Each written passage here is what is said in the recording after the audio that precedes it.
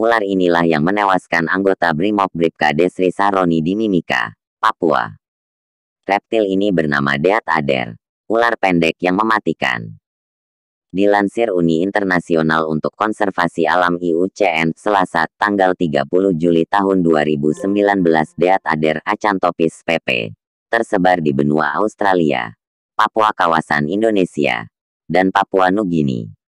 Ular ini juga hidup di beberapa pulau sebelah barat Papua. Ular ini hidup di hutan hingga padang rumput. Kadang juga masuk rumah manusia. Warna ular ini bervariasi, dari abu-abu hingga kemerahan, dengan garis melintang, belang-belang, yang lebih gelap.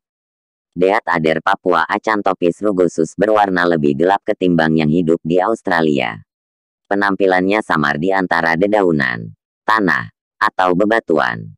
Umumnya, ular ini tidak panjang, hanya 40-70 cm, meski sebenarnya bisa tumbuh hingga 100 cm.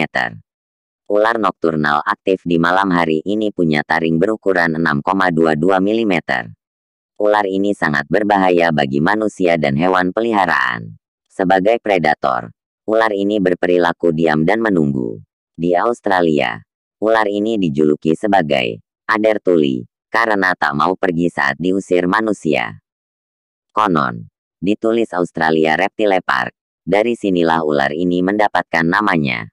Karena dalam bahasa Inggris, Deaf Tuli, bunyinya mirip dengan Deat.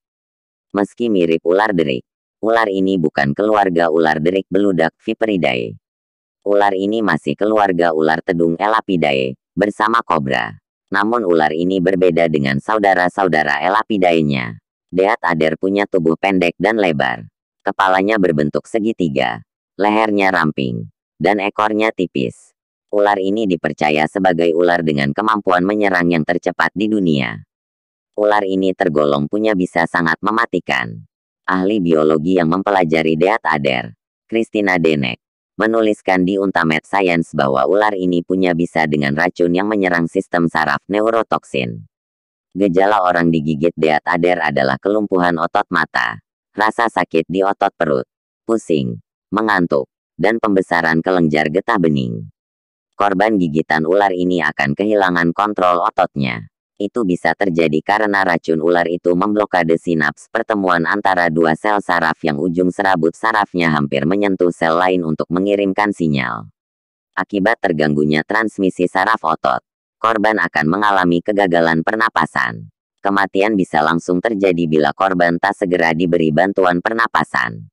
Situs toksinologi The University of Adelaide mencatat ular ini mengeluarkan 70-80 mg dalam sekali keluaran bisa.